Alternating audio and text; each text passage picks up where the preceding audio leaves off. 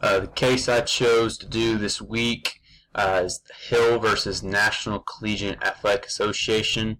You can find this on Chapter 7. It's the fifth one.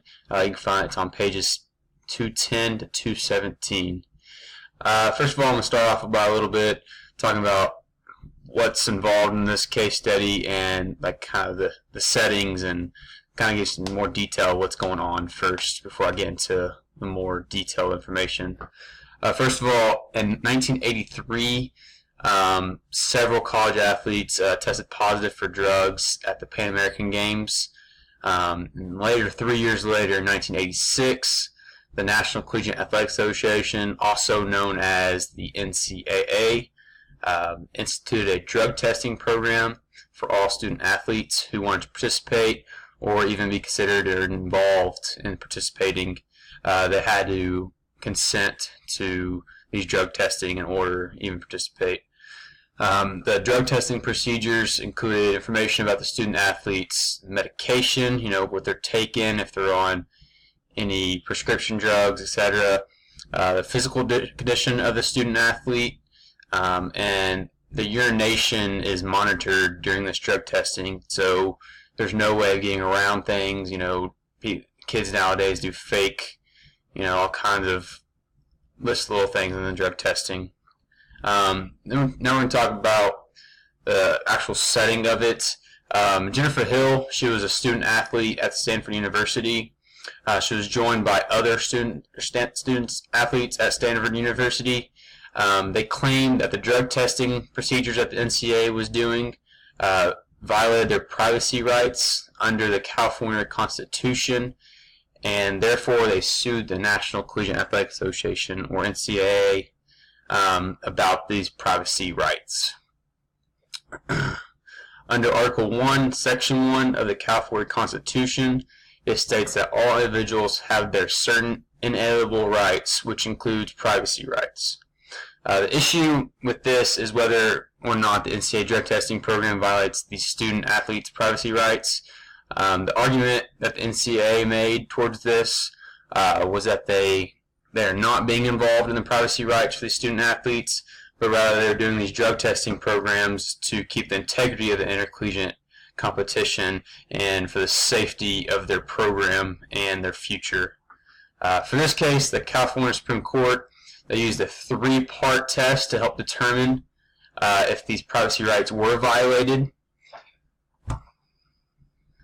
Now we're going to talk about the three-part test that the Supreme Court did, and talk about the first part of it. The first part, the court stated, was about the questioning of the student athlete's medical and physical condition, as well as the monitoring of the urination during these drug testing programs. All of these, the Supreme Court came up with, they all qualified as protected privacy rights. Nothing about it was illegal.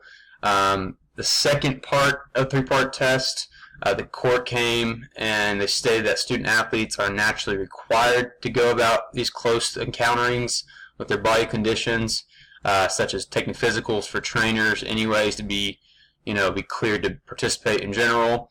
With this, the student athlete has the choice and the chance and opportunity to not participate in athletics, and therefore they do not have to take this drug test, which diminishes their privacy expectations. The third part and final part of this three-part test that the Supreme Court went over, the court that came up and stated that the monitoring the urination and the gathering of the information on medical and physical sides by the conduct of the NCAA doesn't amount to any invasion of privacy whatsoever. All three-part test, all came to conclusions that nothing invaded their privacy rights.